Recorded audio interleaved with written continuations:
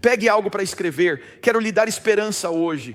Quero pedir a Deus, pois acredito sinceramente que haverá um clamor neste lugar. Enquanto nos preparamos para encerrar o dia de hoje e cremos que antes de deixarmos este lugar, haverá esperança aqui. Não podemos fugir das dificuldades que virão, mas quero que vocês entendam isso. Para o Filho de Deus, para o povo de Deus, quando as dificuldades chegam, elas fazem duas coisas.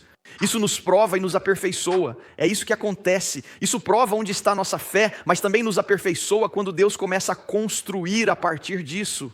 Mas nem sempre é assim para as pessoas. Quando algo ruim acontece a algumas pessoas, e mesmo em nossa comunidade, quando converso com elas, ouço coisas como esta: nunca poderei acreditar em um Deus que permite que essas coisas aconteçam.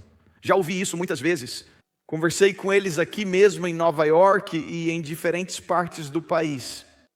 Eu já passei por isso. Como Deus pode existir se isso acontece? Ainda esta semana, uma das estrelas do futebol feminino dos Estados Unidos, Morgan Rapinoe, jogou sua última partida, considerada medalha de ouro e considerada um dos rostos do futebol feminino dos Estados Unidos. Estava terminando sua final antes da aposentadoria em Chicago, no Soldiers Field. Elas estavam jogando contra a África do Sul. E aos 54 minutos, apenas 6 minutos após o início da partida, ela rompeu o tendão de Aquiles no meio do jogo. E na coletiva de imprensa, de todas as coisas que você poderia dizer no final da sua carreira, é apenas a voz de alguém que perdeu a visão.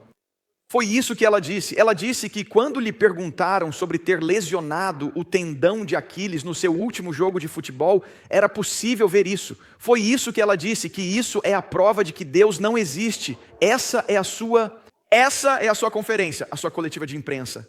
Então você está saindo por aí declarando: porque eu não consegui terminar meu jogo final nos meus termos, Deus não existe. Pessoal, ouçam isso. Eu quero dizer isso.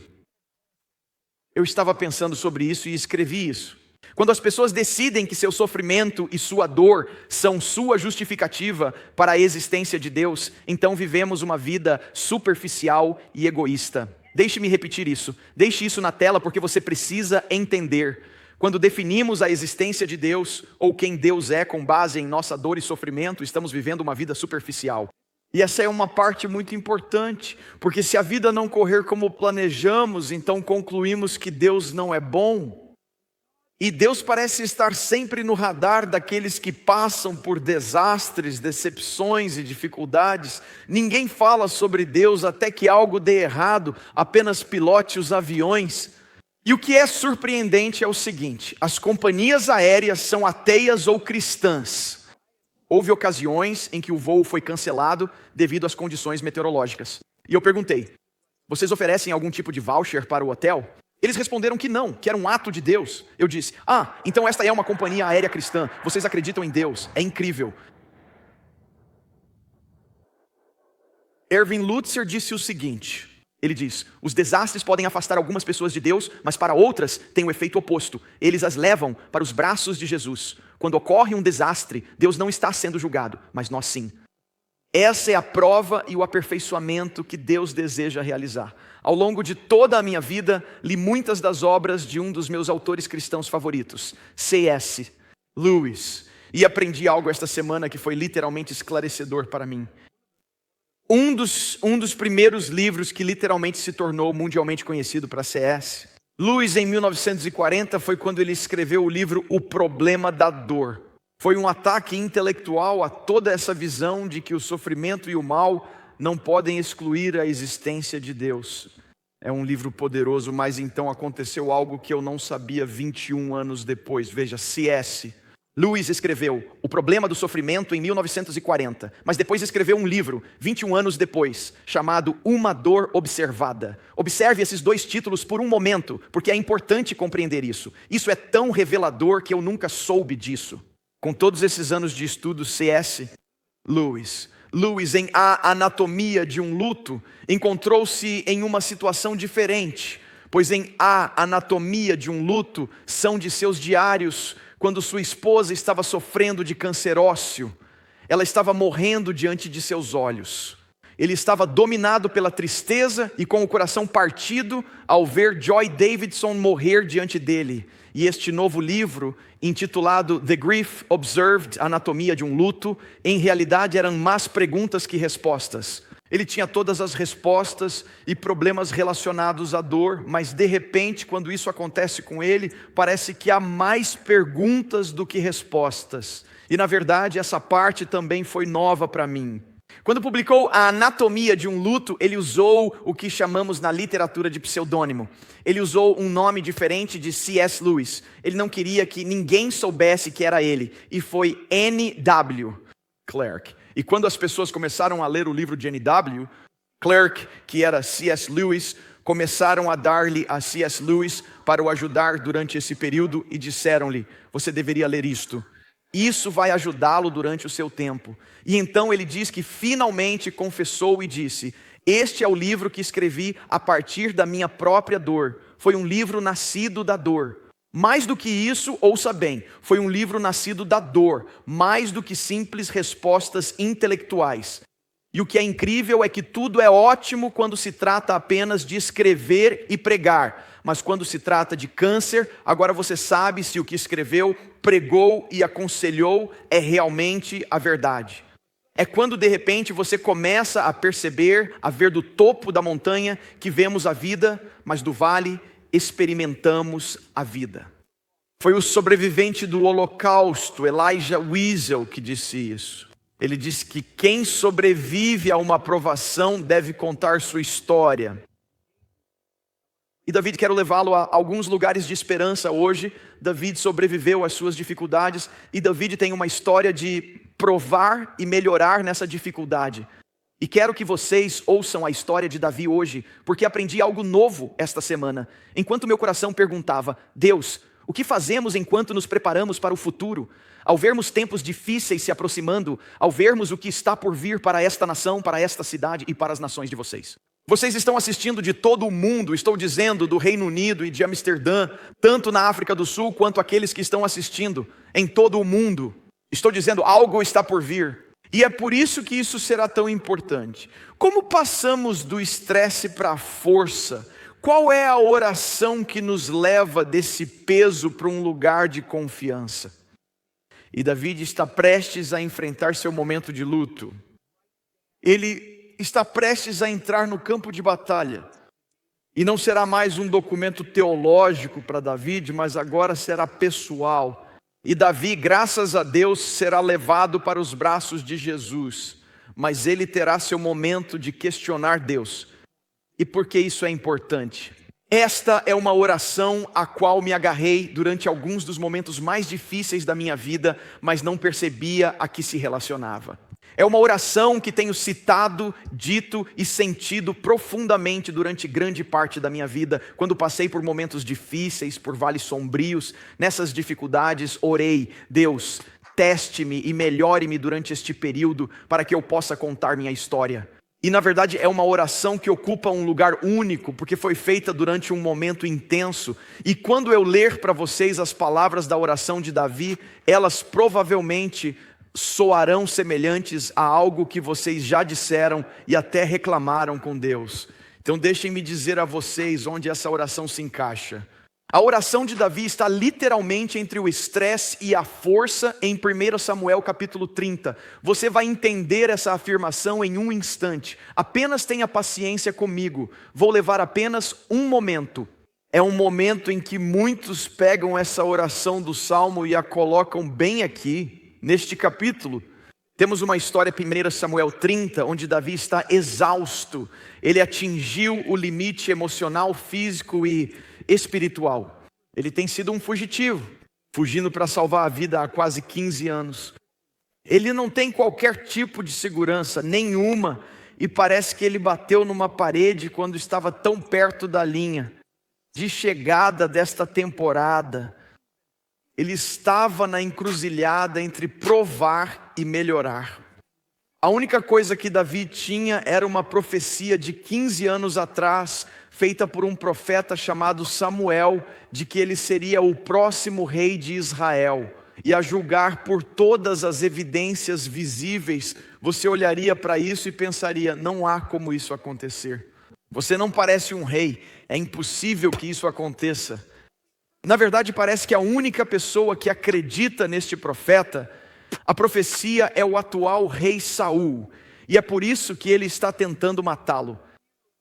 Davi está a menos de 1 ano de essa profecia se tornar realidade, e ele se retira para o acampamento filisteu porque está cansado, ele está exausto, ele chegou ao limite, ele não sabe quanto tempo ainda tem para correr pela sua vida, porque Saul está tentando matá-lo. E o inimigo de Israel, onde ele espera que Saul não entre na terra dos filisteus, um grupo invade. E eles levam as mulheres, levam as esposas e levam as crianças. E no meio do acampamento inimigo, durante esse sequestro, as esposas e os filhos são todos levados. Davi e seus homens são as únicas pessoas que restaram. Isso é tipo a gota d'água. Eu simplesmente não consigo mais fazer isso. Não consigo, não tenho mais nada. Não posso, não tenho mais nada a oferecer. E então é isso que diz quando Davi atinge o fundo do poço. É aqui que a oração que vamos ler daqui a pouco está meio que escondida entre o estresse, a angústia e a força. Ouçam, eu li isso para vocês há algumas semanas e diz o seguinte: agora Davi estava muito angustiado pelo povo. Estes são os homens que falaram em apedrejá-lo por causa da alma de todo o povo. Estes são os homens que iriam defendê-lo. Agora perderam as suas esposas e os seus filhos.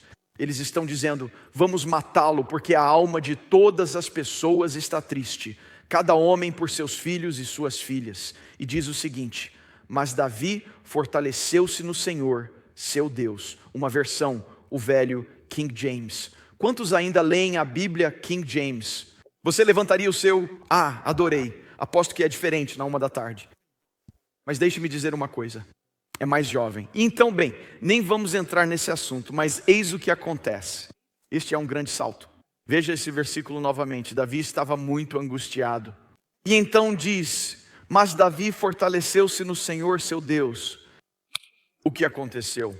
Um homem que bateu no fundo do poço, que não tem mais nada a oferecer. Como você passa do estresse para a força? Como você chega a esse ponto?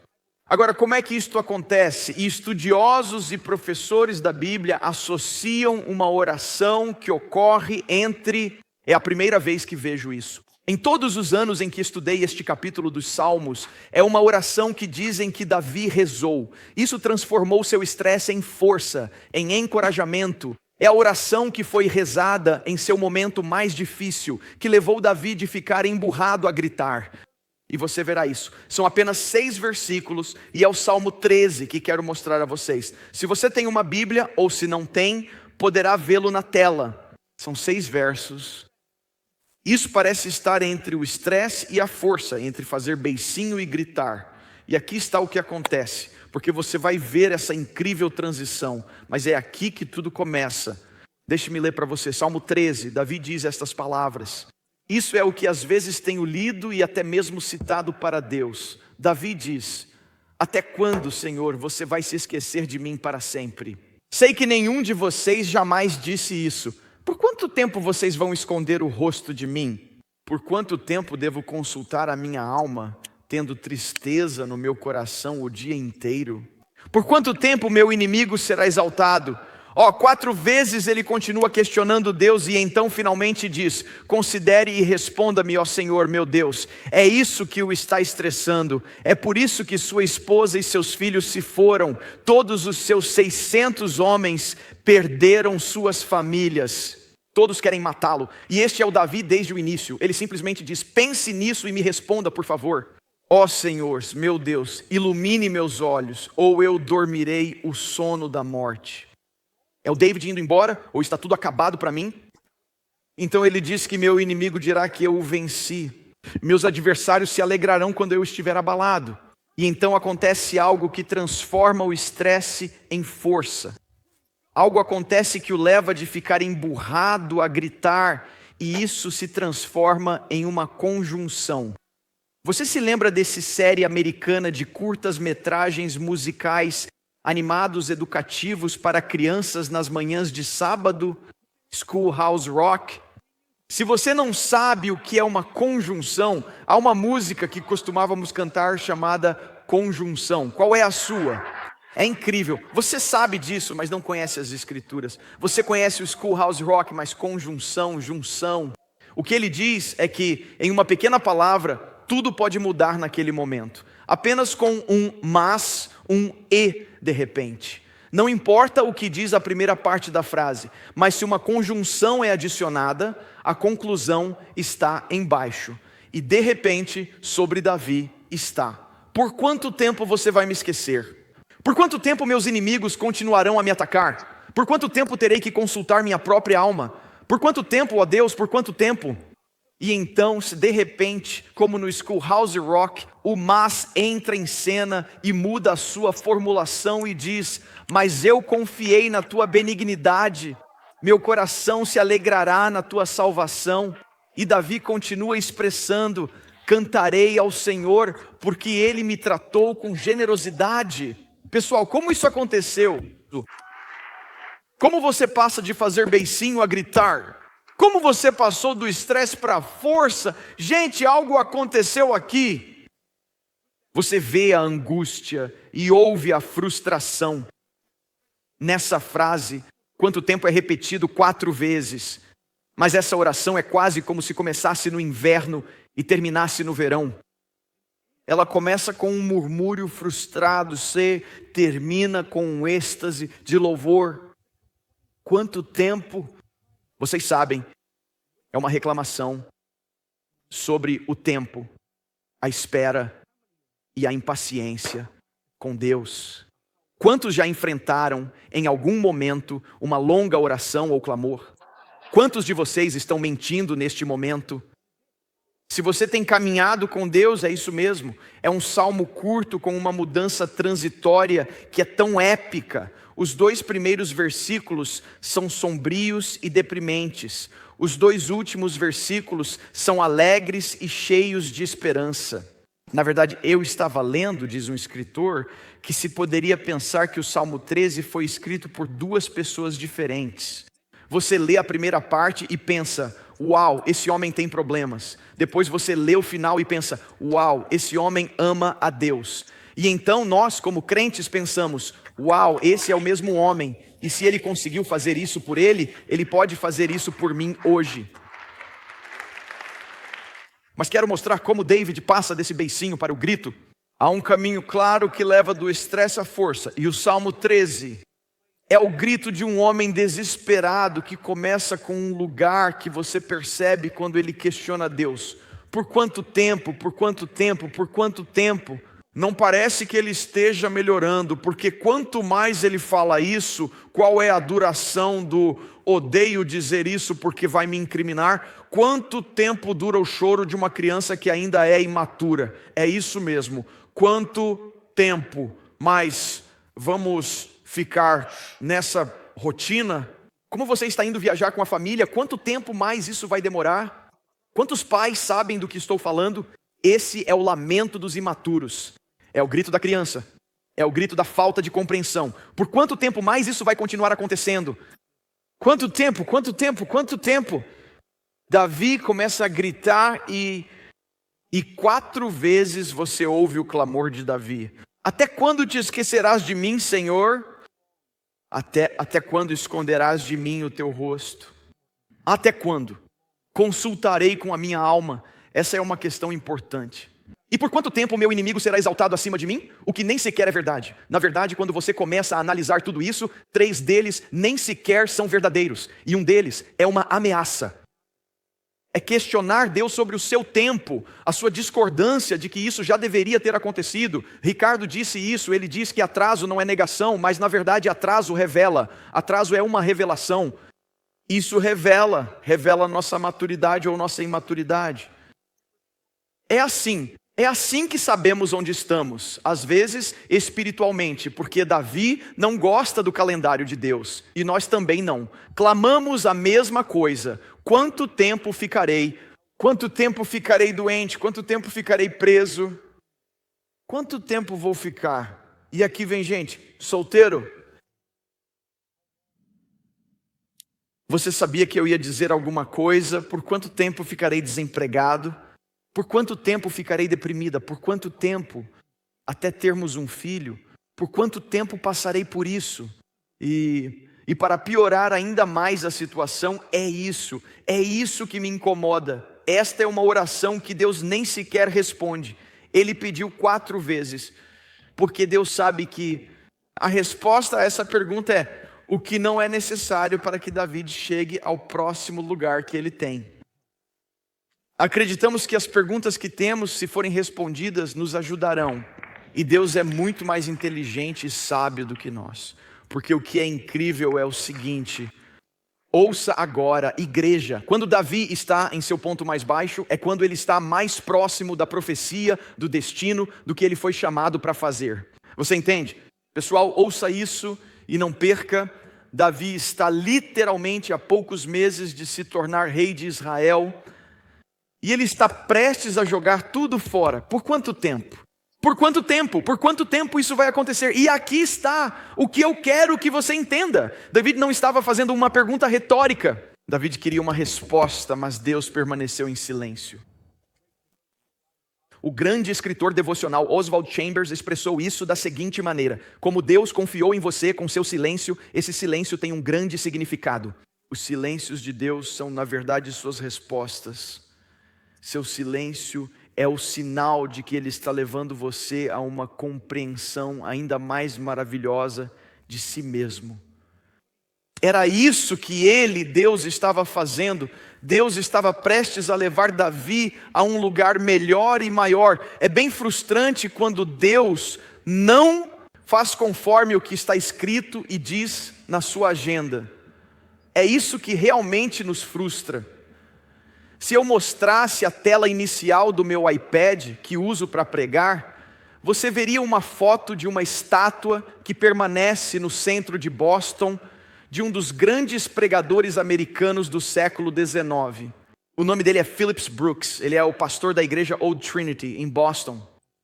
E quando vi a estátua, tirei uma foto dela e a coloquei na frente. Assim, toda vez que eu abro e me preparo para pregar, eu a vejo. É uma foto de Phillips Brooks em pé, com uma Bíblia e com a mão levantada, pregando. E você pode vê-la.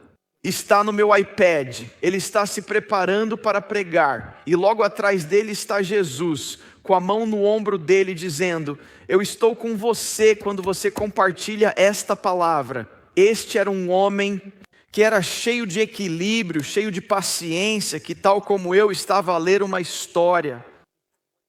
Mas eles disseram que um dia um dos seus amigos entrou na parte de trás do seu escritório e o viu andando freneticamente de um lado para o outro, como um leão enjaulado. E foi isso que esse amigo perguntou: qual é o problema, Dr. Brooks? Ouça isto, e Dr. Brooks disse isso: o problema é que estou com pressa, mas Deus não está. O problema é que eu estou com pressa, mas Deus não está. Por quanto tempo você vai me esquecer, ó Deus? É o grito que diz: todos os outros estão recebendo algo, menos eu. Por quanto tempo você vai esconder seu rosto de mim? É esse grito. Se você está aí, é melhor fazer alguma coisa logo. Por quanto tempo? Essa é a ameaça. Por quanto tempo devo consultar minha própria alma? É a ameaça que diz: é melhor você responder, senão... E depois há a questão: por quanto tempo os meus inimigos serão exaltados acima de mim? Ele está a dizer: porque parece que há mais derrotas do que vitórias na minha vida. E então Davi atinge o fundo do poço e diz estas palavras. Ele disse: considera e responde-me, ó Senhor meu Deus, ilumina os meus olhos, ouça o final. Ou dormirei o sono da morte. Ora, as pessoas têm se debatido com esta última frase, porque muitos acreditam que essa última frase, ou dormirei o sono da morte, é uma ameaça de Davi. É Davi perguntando: qual é o sentido da vida? Qual é o sentido de continuar? Vou tirar a minha vida antes mesmo que os homens me alcancem. É como se algo tivesse entrado nele e basicamente dissesse: considere e responda-me, ó Senhor. Ou vou dormir o sono da morte, ou tudo estará acabado. Isso não é bom. Não é um pensamento fora do comum, não é um sentimento estranho. Jonas enfrentou isso, Paulo enfrentou isso, Jeremias enfrentou isso, Moisés enfrentou isso, Elias enfrentou isso. Foi uma ameaça. aprendi tantas coisas novas esta semana, seja com C.S. Lewis ou esta oração. E aprendi outra coisa. Eu vou abordar aqui um assunto em que nunca fui bom na escola, mas vou fazê-lo. Eu percebi esta semana que nem todas as lagartas se transformam em borboletas. Eu percebi isso. Eu pensei, ei, se você nasceu uma lagarta, tem uma boa notícia. Um dia você vai voar. E então aprendi algo. Os cientistas dizem que existe uma mosca que pode vir e se lançar e penetrar no corpo de uma lagarta, depositando um ovo que se transforma em larva. E foi o seguinte que eu aprendi de acordo com o que eles dizem. Mas agora aqui vem o meu, não me persiga. Esta é a minha linguagem não biológica. E o que eu aprendi é, este sou eu tentando me fazer entender isso. Que quando aquela larva entra naquela lagarta, essa larva devora todos os elementos borboleta daquela coisa. Isso tira a capacidade de entrar em um casulo e se transformar em borboleta. Isso tira a beleza. Isso tira a capacidade de voar. Isso tira todas essas outras coisas. Quando algo te atinge e se instala em você, alguns de vocês vão entender do que estou falando. Isso pode tirar de você aquilo para que você foi criado, porque colocou algo na sua mente que ficou preso lá. Deus se esqueceu.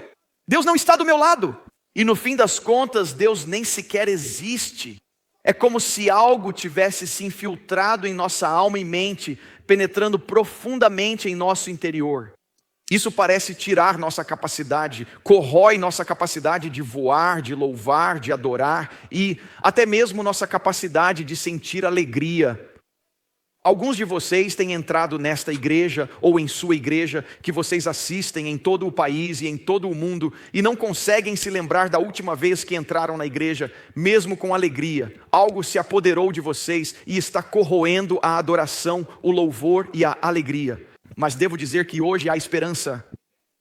Hoje há esperança, porque foi isso que aconteceu. Os 2 primeiros versículos do Salmo 13 foram a larva que pousou sobre ele e disse: vou devorá-lo. Davi, você não será rei. Davi, você não vai ser usado. Davi, você nem merece viver. Davi, você deveria tirar a sua vida. Davi, todo mundo te odeia. Davi, ninguém gosta de você. Todos pensam isso. E de repente, Deus teve que intervir a um momento em que essa larva é descoberta e destruída. Mesmo quando Davi está clamando, até quando você vai me esquecer? Ah, Spurgeon disse isso assim. O Spurgeon respondeu à pergunta de Davi. Ele disse, pense por um momento. Deus pode esquecer? A onisciência pode esquecer? O amor imutável pode esquecer? A fidelidade infinita pode esquecer? Deus não pode esquecer nada. É impossível. Ele é Deus. Ele nunca se esquecerá de você hoje. Nunca. E se Spurgeon não for suficiente, que tal Isaías? Mas Sião diz, já me desamparou o Senhor se esqueceu de mim. Deus responde, pode uma mulher esquecer-se tanto do filho que cria, que se não compadeça dele, do filho do seu ventre? Mas ainda que esta se esquecesse, mas Deus diz, eu todavia me não esquecerei de ti. Eis que na palma das minhas mãos te tenho gravado. Eu adoro essa palavra. Eu coloquei vocês nas palmas das mãos. Ouçam, jovens. Antes de existirem iPhones, o Holodex existiu. A maneira de lembrar o número de alguém era escrevê-lo. Quantos se lembram desses dias? É como se Deus fosse um adolescente que está apaixonado. Ele diz, qual é o seu nome? Seu nome é Ricardo. Vou lembrar-me disso. E de repente Deus pergunta, por que você coloca isso nas mãos? Porque é o lugar mais visível, Deus não pode esquecer. Sempre que Deus disse, ali está a pessoa que eu amo, eu nunca posso esquecê-los, aleluia. Aprendi algo nestes tempos. O ponto de partida para passar do mau humor ao grito é, em primeiro lugar, reclamar com a pessoa certa. Não para o seu cônjuge, não para os seus filhos. Reclama para Deus. Ele pode e sabe como lidar com isso. E Ele sabe sobre quais questões deve permanecer em silêncio. E ele sabe quais perguntas precisam ser respondidas. Até mesmo Davi disse mais tarde: se eu tivesse cedido à minha dor e falado sobre o que realmente estava sentindo, isso teria soado como infidelidade para a próxima geração. Se você está com raiva de mim, não diga isso à sua família, fale com Deus sobre mim. Não fale comigo, nem venha até mim, nem fale com Deus sobre mim, dizendo que esse pastor Delina, sempre que ele está assim, ele está com raiva. Ele está cuspindo nas pessoas. Conte a Deus, conte a Deus sobre mim. Se você é a pessoa que tem que limpar isso depois de cada culto, diga a Deus, reclame com Deus. É assim que fazemos. Mas quando começamos a reclamar uns com os outros, aqui vai uma reflexão. Eles não podem consertar isso. Só Deus pode consertar essas coisas. A segunda coisa é, enquanto nos preparamos para encerrar, e alguns de vocês ficam simplesmente maravilhados, ore a coisa certa. Não se limite a reclamar do que é certo, mas ore pela coisa certa. Davi mudou sua oração de por quanto tempo para ilumine os meus olhos. Ouça na versão o livro. Responde-me, Senhor meu Deus, dá-me a tua luz para que não morra nas trevas. Deixe-me ver as coisas corretamente. Eu quero prazos, mas tu quer me dar uma visão. Deixe-me repetir isso. Eu quero saber quando e por quanto tempo. E Deus responde: não. Quero dar-lhe visão para ver as coisas corretamente. Quero que veja como eu vejo. Quando Davi fez a oração certa, ilumina os meus olhos, algo mudou em seu coração e em sua alma. O estresse agora de repente iria se transformar em força. O mau humor iria se transformar em gritos. Pessoal, isso aconteceu comigo. Meus olhos foram iluminados na semana passada, depois de compartilhar, no domingo passado, uma mensagem tão importante sobre como uma nação que só conheceu bênçãos, agora pode realmente estar sob o julgamento de Deus. Depois de pregar no domingo passado, eu estava em um estado que me sentia esgotado. Eu estava totalmente exausto. Algo estava acontecendo na minha alma que me fez pensar: meu Deus, o que eu acabei de dizer? E lembrando que eu precisava de novos olhos. Eu precisava que Deus me desse uma nova visão. E sou muito grato ao pastor Carter, nosso supervisor geral. Ele me enviou uma mensagem no domingo passado e eu quero compartilhar. Era um texto que servia como lembrete para mim. Eu creio nos dons do Espírito. Eu creio que Deus ainda enche as pessoas com o Espírito Santo. Ainda creio que as pessoas podem ser batizadas e falar em línguas. Existe uma palavra de profecia. Não sei se alguma vez ouviram uma palavra de profecia sobre vocês. E se essa palavra se concretizou, sei que até alguns dos nossos filhos já tiveram isso. E minha esposa e eu até oramos para que alguns de nossos filhos cumpram essa profecia. Havia um jovem pastor jovem Timóteo na Bíblia que tinha uma profecia sobre ele. E é isso que Paulo lhe diz: Timóteo, você precisa se lembrar do que foi dito sobre você, porque há uma razão para isso. Portanto, eu te confio esta ordem, Timóteo, meu filho, de acordo com as profecias feitas anteriormente a seu respeito, para que por meio delas você lute o bom combate. Ele disse: algo foi dito a seu respeito. Lute a luta com essas profecias. Lute da profecia que diz respeito a você. E este é o texto que recebi do pastor Carter. Ele disse que a TSC tinha uma profecia sobre isso. E ele me escreveu isso. Vou ler para você. Vou colocar parte disso na tela. Ele coloca as iniciais DW para David Wilkerson. E ele disse isso, DW. Foi isso que ele me enviou por mensagem. Ele estava me dando a profecia para lutar quando eu estava exausto. Foi isso que ele disse nessa mensagem. Ele disse, DW disse, Deus disse a ele que a igreja da Times Square, e eu estou apenas lendo para você, o que o texto dizia, foi levantada por estes motivos. Ele listou essas palavras proféticas. Primeiro, que é para alertar a cidade sobre o julgamento iminente. Então o irmão David disse que a igreja da Times Square foi criada, em segundo lugar, para reunir um remanescente. Estou lendo o texto do pastor Carter. Aqueles que estão dispostos a se tornar aquilo que Deus os chamou para ser. E a terceira, a igreja da Times Square foi colocada aqui para ser um farol em tempos sombrios. que a TSC é uma voz confiável em os tempos difíceis. E ele escreveu isso para mim. Você não verá isso na tela. Era algo pessoal, mas vou lhe mostrar um trecho. Ele diz que é como se ninguém chamado para aquele púlpito pudesse se desviar do propósito pretendido. E isso é. Então ele escreveu isso, foi tão encorajador. Ele disse: continue firme, meu amigo, Deus está com você. E minha resposta foi esta: vou apenas fazer uma observação. Vou lhe dizer uma coisa. Eu disse que continuaria no cargo se você continuasse como supervisor. Então eu disse: combinado? E ele respondeu: tenho que ler para você o que ele respondeu. Ele escreveu a palavra combinado e colocou esses asteriscos aqui. Ele disse: este acordo está sujeito à aprovação do supervisor geral. Mantenho-me vertical e respirando, foi o que ele me disse.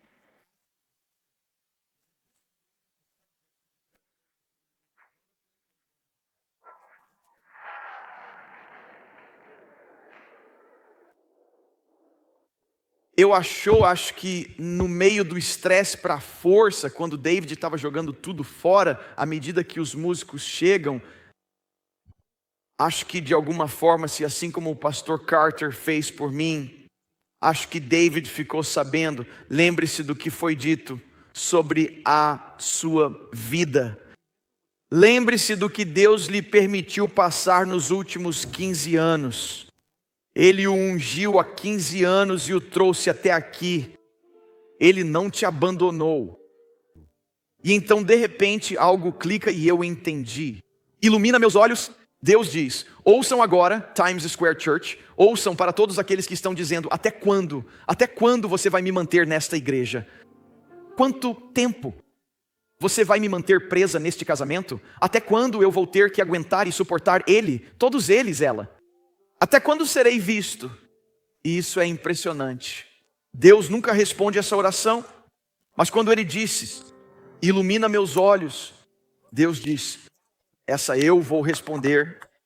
Porque a resposta para quanto tempo não vai te ajudar, mas se eu conseguir que você veja isso da maneira correta, ele diz: então eu posso te levar em apenas alguns meses a um trono. Porque nesse trono você vai fazer muito mais perguntas sobre quanto tempo quando se sentar nesse trono. Mas eu não preciso de você. Eu não preciso que você saiba os prazos. Eu preciso que você veja com os meus olhos. E ele disse isso, mas eu, uma vez que ele diz: ilumina meus olhos, algo mudou e eu disse: mas eu confio na tua benignidade, na tua salvação, meu coração se alegrará. Cantarei ao Senhor, porquanto me tem feito muito bem. Essa palavra significa que tu não segurou nada da minha vida. Tudo o que eu precisei, Deus me deu. Deus tem providenciado para mim absolutamente tudo.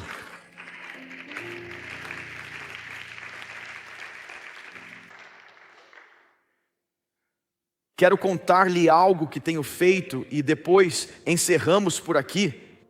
É que não quero perder a minha música. Não quero perder, mas confiei em ti. Meu coração se alegrará. E então ele diz isto: mas cantarei ao Senhor sem perguntas respondidas. Nenhuma daquelas perguntas, quanto tempo, respondidas. Não quero perder minha música nem cantar músicas.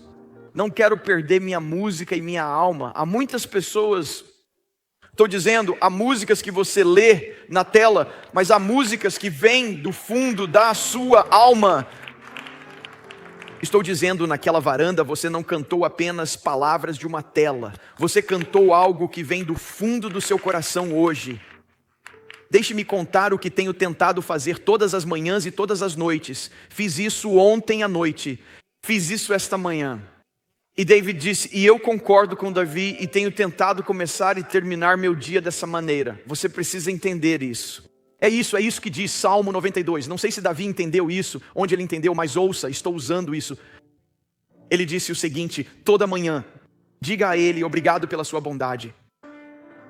E todas as noites, regozije-se com a sua fidelidade. E diga-lhe isto: tu fez tanto por mim, ó Senhor. Não é de admirar que eu esteja feliz. E vou cantar de alegria. Espere, coloque isso de novo. Volte ao versículo 2 novamente. Você precisa ver isso. Todas as manhãs diga a ele obrigado pela sua bondade. Sabe de uma coisa? O que é isso? Ainda nem é meio-dia. Faltam 7 minutos para o meio-dia. Então ainda é manhã. você poderia se levantar e agradecer a Ele por sua bondade.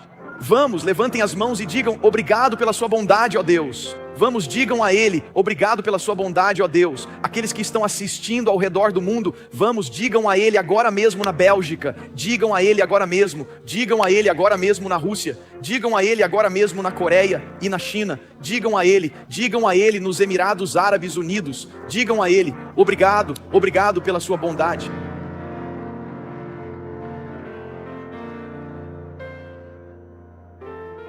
E então, todas as noites, agradecemos a Ele por sua fidelidade. Vamos nos antecipar ao jogo.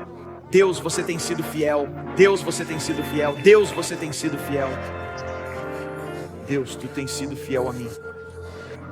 Deus, tu tens sido fiel.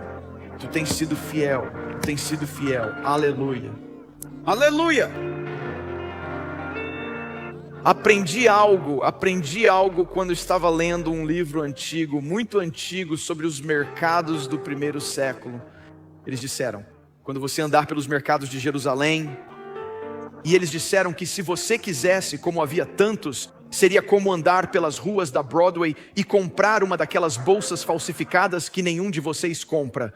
Que se comprassem alguma dessas, sabem, poderiam olhar para certas coisas e dizer: isso não é verdadeiro, isso não é verdadeiro, isso não é verdadeiro, e isso não é um Rolex verdadeiro, e isso não é uma bolsa verdadeira e uma bolsa de grife. Disseram que a maneira de saber se a cerâmica era verdadeira era apenas dar um toque nela, bater na cerâmica, dar um toque. E foi isso que eles disseram: se você bater nele, ele vai cantar. Se você bater nele, eles disseram que faz um som. Se você bater, eles não estão dizendo quanto tempo. Eles estão dizendo: durante a minha vida inteira, tu tens sido fiel. Durante a minha vida inteira, tu tens sido tão bom. Se eles se aproximam de Ricardo e o inimigo o atinge, de repente ele começa a levantar as mãos e uma canção sair de dentro dele que diz: Deus, de onde veio isso? E ele pode declarar o seguinte, ele pode declarar com Davi: eu confiei na sua bondade amorosa. Nosso coração se alegra com a sua salvação. Por quê? Hoje realmente tu me deste infinitamente mais do que eu mereço. Aleluia!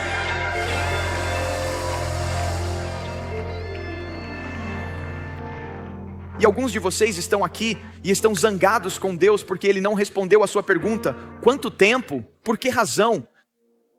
E Deus diz: basta orar, ilumine meus olhos. Deus diz: basta pedir para ver as coisas de maneira diferente. Porque você pensa: se eu conseguir minha resposta, então ficarei bem. Isso não é verdade. Deus diz: vocês entenderam tudo errado. E alguns de vocês nunca caminharam com força. Vocês nunca entraram gritando porque estão ali de braços cruzados dizendo: Ele não me respondeu. Ele tomou. Ele está demorando. Estou lhe dizendo, Ele lhe deu mais do que você merece. Generosamente, generosamente, generosamente.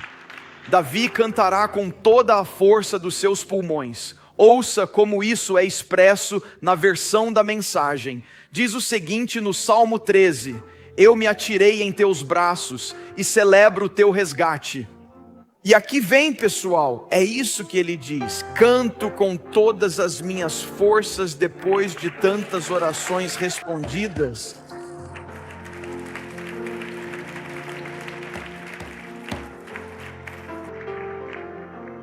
Todas as bênçãos, ele pensou no silêncio, nos medos, nas dúvidas, na irritação, no carinho, a larva que ia tentar comer tudo o quanto tempo. E assim, como diz o velho ditado, o otimista diz que o copo está meio cheio, o pessimista diz que o copo está meio vazio, mas o Filho de Deus diz: meu copo tem um copo que está transbordando. Tem um copo que está transbordando. Tem um copo que está transbordando. Aleluia, aleluia. Oh, obrigado, Deus.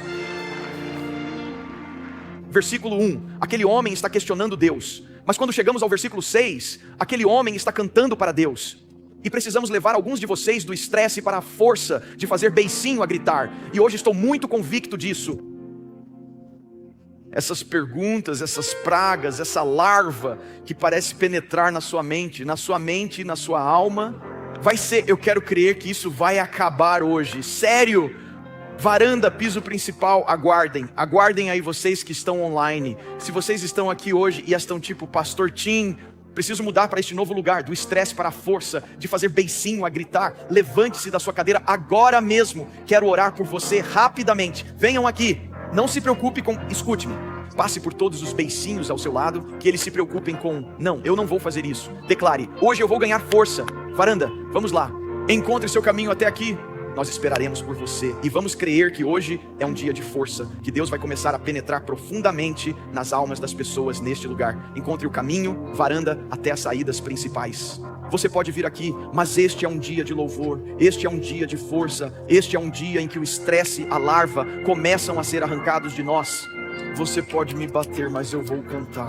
Você pode me atacar, mas eu vou louvá-lo. Você pode trazer provações, mas minhas mãos estão levantadas para o céu. Você pode me enfrentar de 10 maneiras diferentes. E há apenas 10 canções de louvor diferentes que vão sair da minha alma e tocar algo profundo dentro de mim. Se você bater neles, eles vão cantar. Se você bater nesse coro, eles vão cantar, eles vão se alegrar, eles vão louvar, eles vão adorar a Deus. Eles farão algo por Deus. Deus fará alguma coisa. Eu assisti a certa anciã Vicky. Ela vai cantar, ela vai cantar, ela vai cantar, ela vai cantar. Estou dizendo, me critique, diga o que quiser, publique o que quiser. Há um elogio esperando para ser feito. Há uma canção no fundo do meu coração. Deus está pronto para fazê-lo hoje. Louvado seja o Senhor Jesus Cristo. Oh, aleluia!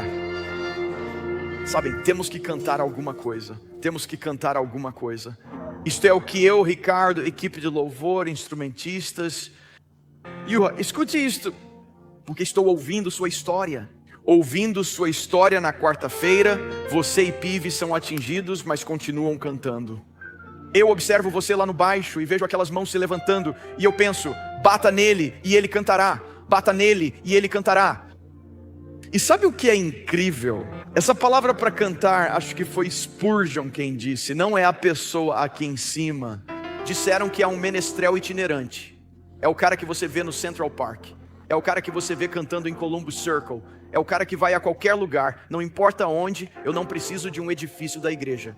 É o menestrel itinerante. Diz, eu posso cantar em Nova Jersey, eu poderia cantar no Irã e no Iraque, eu posso cantar em um armário. Eu consigo cantar quando tudo está contra mim. Eu consigo cantar até em Staten Island. Eu posso cantar em Manhattan e em Connecticut. Eu posso cantar na Morgan Stanley. Posso cantar em Wall Street e na NYU. Sou um guerreiro de oração itinerante. Sou um viajante. Bata em mim e eu cantarei. Me bata e eu cantarei. Eu não preciso a igreja aos domingos. Eu tenho Deus dentro de mim. Aleluia.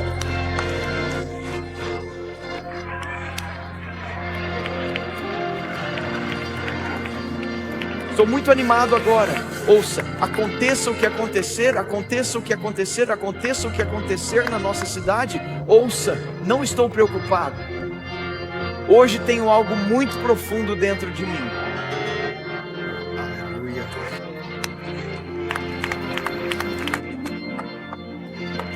Oh, Jesus! Vamos, levantem as mãos agora mesmo, Pai, neste momento, por cada pessoa que está vindo a este altar e dizendo, preciso passar do estresse para a força de fazer beicinho a gritar. Deus, começamos com isto, começamos com o fato de que Tu tens sido generoso, Tu nos abençoou generosamente. Ó Deus, Tu não reteve nada.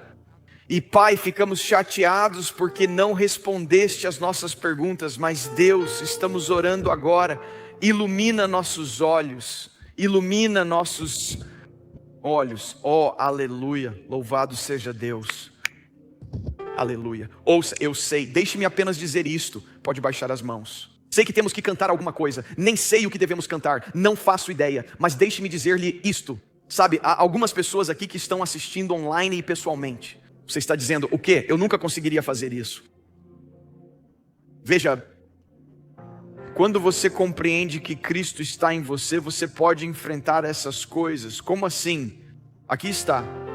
Maior é aquele que está em mim do que aquele que está no mundo.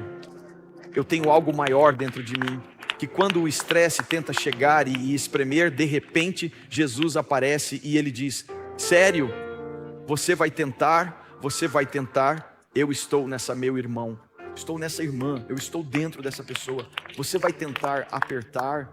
E se você nunca soube o que é ser cristão, ter Jesus em você, alguns de vocês vão pensar, por que essas pessoas são tão felizes? É Cristo nelas, é Jesus nelas. Todo mundo de cabeça erguida, todo mundo olhando ao redor. Observem, se você está aqui hoje e diz, preciso de Cristo em mim. Eu sei o que é ir a um culto religioso, sei o que é dizer que sou muçulmano, judeu ou católico. Eu sou metodista, mas preciso de Cristo em mim. Eu não preciso de um rótulo, preciso de Cristo em mim, de Jesus em mim. Se você está aqui e diz, Pastor Tim, eu entendi, eu preciso dele em mim e que a minha vida mude. Começo com isto, Davi diz isto, lembrem-se do que ele diz, estas são as palavras, é isso que ele diz. Ele diz, confiei na tua bondade amorosa e meu coração se alegrará na tua salvação. Se você não tem salvação, não pode se alegrar, você não pode se alegrar.